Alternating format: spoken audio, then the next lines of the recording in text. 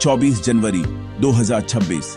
संपर्णा express रात के अंधेरे को चीरते हुए जा रही थी, जैसे स्टील की पटरियों पर कोई धातु का सांप। अंदर डिब्बों में हल्की रोशनी थी और एक लयबद्ध खड़खड़ाहट और धीमी सांसों की आवाजें आ रही थीं। यात्री नींद में डूबे हुए थे। नीली रात की बत्तियां अजीब सी परछाइयां बना रही थीं। जानी पहचानी चीजें भी रहस्यमय लग रही थीं। S7 कोच में एक आदमी खिड़की के पास बैठा था, पूरी तरह जागा हुआ, अपनी सीट पकड़े हुए, आंखें अंधेरे में खोई हुई थीं। वह किसी चीज से या किसी से भाग रहा था, उम्मीद कर रहा था कि ट्रेन की गुमनामी उसे बचा लेगी। ट्रेन एक छोटी सी दुनिया थी। परिवार, छात्र, अकेले लोग सभी एक अस्थायी पनाहगाह साझा कर रहे थे। लेकिन शांति के नीचे तनाव सुलग रहा था, जिस पर ज्यादातर लोगों का ध्यान नहीं था। उस आदमी को लगा कि भीड़ उसे अदृश्य बना देगी, ट्रेन की गति खतरे को दूर रखेगी। फिर भी अंधेरा ढाल भी है और कफन भी। यह शिकार और शिकारी दोनों को छिपाता है। उसके लिए पहियों की हर क्लिक एक उलटी गिनती थी, सुरक्षा के लिए नहीं, बल्कि हिसाब किताब के लिए। रात की खामोशी में एक भयावह साजिश शुरू होने वाली थी। यह खामोशी शांति नहीं थी, यह तूफान से पहले की शांति थी। S7 कोच की खिड़कियों से सुबह की रोशनी अंदर आई। सोते हुए चेहरों पर सुनहरी चमक बिखेर रही थी। यात्री जागने लगे। वेंडर्स चाय के लिए आवाजें लगा रहे थे और रोज की सुबह का शोर शुरू हो गया।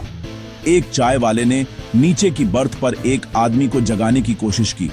कोई जवाब नहीं मिला। एक दूसरे यात्री ने कंबल हटाया तो खुली बेजान आंखें और सूखे खून की एक पतली धार दिखाई दी। अफरा तफरी मच गई। चीख पुकार ने बातचीत की जगह ले ली, क्योंकि डर पूरे डिब्बे में फैल गया था। खबर फैल गई, S7 में एक लाश है। ट्रेन एक क्राइम सीन बन गई। रेलवे प्रोटेक्शन फोर्स और टिकट एग्जामिनर अंदर दौड़े, अराजकता को नियंत्रित करने की कोशिश कर रहे थे। मृतक 40 साल के आखिर में एक आदमी था। होंठों पर खून के अलावा कोई जख्म नहीं दिख रहा था। किसी ने कुछ भी असामान्य देखा या सुना नहीं था। रात खामोश रही थी। वह आदमी देर से चढ़ा था, अकेला रहा, बस एक और थका हुआ यात्री। ट्रेन अगले स्टेशन पर रुकी। पुलिस को बुलाया गया और एक सामान्य यात्रा एक आपराधिक जांच में बदल गई। सुबह का वादा आतंक और अनिश्चितता से टूट गया था। पुलिस और फॉरेंसिक टीम ने घटनास्थल की छानबीन की, लेकिन पीड़ित के पास कोई आईडी नहीं थी, कोई सामान नहीं था, कोई टिकट नहीं था। वह एक भूत की तरह था। उसकी जेबें तलाशी तो उन्हें एक नोट मिला, मुझे मत ढूंढना, डोंट लुक फॉर मी। यह संदेश डरावना था। आत्महत्या का नोट नहीं, बल्कि एक गुहार या चेतावनी। कोई क्यों चाहेगा कि उसे ढूंढा न जाए? क्या वह भाग रहा था या किसी को बचा रहा था?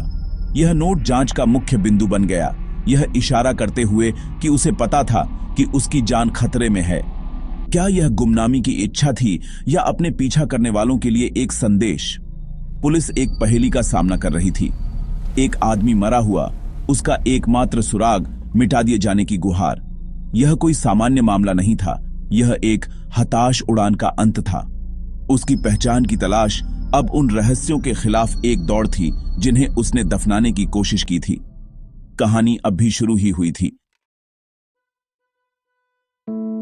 ट्रेन को रोककर और शव को पोस्टमार्टम के लिए भेजने के बाद इंस्पेक्टर विक्रम सिंह की टीम ने रहस्य को सुलझाना शुरू किया। पीड़ित की गुमनामी ने मामले को अटका दिया था, इसलिए उन्होंने पीछे से काम किया। हर स्टेशन से सीसीटीवी खंगाला। पोस्टमार्टम में एक घातक, पता न लगने वाला जहर मिला। यह हत्या थी जिसे ठंडी प्रेसिजन के साथ अंजाम दिया गया था। 2 दिनों के बाद एक कांस्टेबल ने एक दूर दराज के स्टेशन के फुटेज में पीड़ित को देखा, पानी खरीदते हुए, चिंतित और अकेला। वह बिना टिकट S7 में चढ़ा था, ट्रेन के चलते ही अंदर घुस गया था। पुलिस ने उसे एक छोटे से शहर तक ट्रैक किया। उसकी तस्वीर स्थानीय लोगों को दिखाई। एक ऑटो रिक्शा ड्राइवर ने उसे पहचान लिया।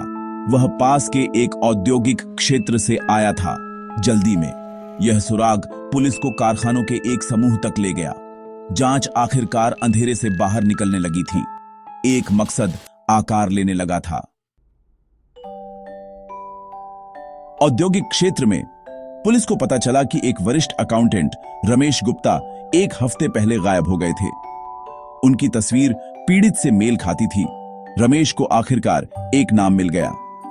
वह एक शांत, मेहनती आदमी था, एक विधुर जिसकी बेटी कहीं और रहती थी। उसका परिवार तबाह हो गया था। वे उससे संपर्क नहीं कर पा रहे थे। पुलिस ने उसके कार्यस्थल की गहराई से जांच की और एक बड़े औद्योगिक कचरे के डंपिंग घोटाले का पर्दाफाश किया। कंपनी अवैध रूप से जहरीले रसायनों का निपटान कर रही थी, लाखों कमा रही थी।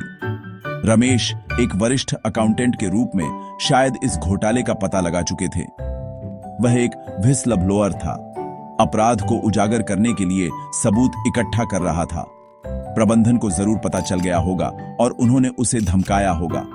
उसका गायब होने का प्रयास खुद को और अपने परिवार को बचाने की एक हताश कोशिश थी। नोट, मुझे मत ढूंढना, उसके प्रियजनों के लिए एक चेतावनी और एक ढाल था। उसकी हत्या के पीछे की सच्चाई सामने आ रही थी। रमेश के लिए हर खोज के साथ दुनिया सिकुड़ती जा रही थी। खतरा हर जगह था। उसने डैमिंग सबूत इकट्ठा किए थे, लेकिन जानता था कि अपराधियों के शक्तिशाली कनेक्शन थे। कहीं भी सुरक्षित न होने के कारण वह केवल अपने कपड़ों और छिपे हुए सबूतों के साथ भाग गया। उसका मानना था कि भीड़ भरी ट्रेन उसे गुमनामी और सुरक्षा प्रदान करेगी। लयबद्ध खड़खड़ाहट ने उसे सुरक्षा की झूठी भावना में डाल दिया। वह अकेला ही रहा, अजनबियों के बीच गायब होने की उम्मीद कर रहा था, लेकिन उसके दुश्मन अथक थे। ट्रेन कोई पनाहगाह नहीं थी। उनकी आंखें हर जगह थीं और चलती भीड़ एक सही जाल बन गई। रमेश का भागना एक भ्रम था, ट्रेन उसका ताबूत। जिस पनाहगाह को उसने चाहा, वह उसकी हत्या का मंच बन गया। रमेश की पहचान और घोटाले ने मामले को तेजी से आगे बढ़ाया। कंपनी के प्रबंधन ने उसे बदनाम करने की कोशिश की, लेकिन इंस्पेक्टर सिंह ने उनके झूठ को पहचान लिया। असली सवाल, हत्यारों को रमेश कैसे मिला और इतनी सफाई से हत्या कैसे की? सीसीटीवी रिव्यू करते हुए पुलिस ने एक संदिग्ध आदमी को रेलवे की वर्दी में रमेश को देखते हुए देखा। वह एक बदनाम पूर्व कर्मचारी था जो अब आपराधिक सिंडिकेट के लिए काम करता था। कंपनी ने शायद उसे रमेश को ट्रैक करने के लिए काम पर रखा था, जिसमें ट्रेन में एक मुखबिर भी था। हत्यारा कोई ऐसा व्यक्ति था जिसकी वैध पहुंच थी, एक वेंडर, कर्मचारी या यात्री। झर एक पेय में दिया गया था, एक परिचित चेहरे द्वारा। साजिश गहरी थी, जिसने रमेश की भागने की योजना को मौत के जाल में बदल दिया था। भ्रष्टाचार के साए ने उसे पूरी तरह निगल लिया था। पुलिस ने स्टाफ और वेंडरों की क्रॉस रेफरेंसिंग की। एक आपराधिक अतीत वाले चाय वाले पर ध्यान केंद्रित किया। पूछताछ के दौरान वेंडर पप्पू ने कबूल किया उसे S7 में एक यात्री को झर देने के लिए पैसे दिए गए थे। उसने रमेश को बेस्वाद गंधरहित झर वाली चाय दी। पप्पू एक मोहरा था, पैसे के लालच में आया था, पूरे अपराध से अनजान था। योजना त्रुटिहीन थी, एक गुमनाम वेंडर, एक संभावित हार्ट अटैक। पप्पू के कबूलनामे के साथ पुलिस ने हत्या को केमिकल कंपनी के प्रबंधन से जोड़ा। छापेमारी हुई, सीईओ और शीर्ष अधिकारियों को गिरफ्तार किया गया। रमेश के सबूत एक पत्रकार को भेजे गए ने उनकी किस्मत को सील कर दिया। उसकी मौत ने न्याय दिलाया। गुमनाम यात्री का बलिदान व्यर्थ नहीं गया। मामला बंद हो गया, लेकिन उसकी गूंज बाकी रही। रमेश गुप्ता की कहानी एक भ्रष्ट दुनिया में ईमानदारी की कीमत की एक कड़ी याद दिलाती है। वह एक साधारण आदमी था जिसे असाधारण साहस के लिए मजबूर किया गया था। उसका नोट, मुझे मत ढूंढना, उसके परिवार के लिए एक हताश ढाल था। यह मामला व्हिसल ब्लोअर्स की सुरक्षा करने में समाज की विफलता को उजागर करता है। हम सच बोलने वालों का सम्मान करते हैं, लेकिन क्या हम उनकी रक्षा करते हैं? रमेश ने भीड़ में सुरक्षा चाही, लेकिन व्यवस्था ने उसे धोखा दिया। बहादुरों की रक्षा करना एक सामूहिक जिम्मेदारी है। हमें एक ऐसी संस्कृति बनानी चाहिए जहां सच का बचाव किया जाए, न कि उसे दंडित किया जाए। रमेश की यात्रा एक वेकअप कॉल हो। गवाहों को सुरक्षित रहना चाहिए, क्योंकि उनकी आवाज में न्याय की उम्मीद निहित है। सावधान रहें, सतर्क रहें।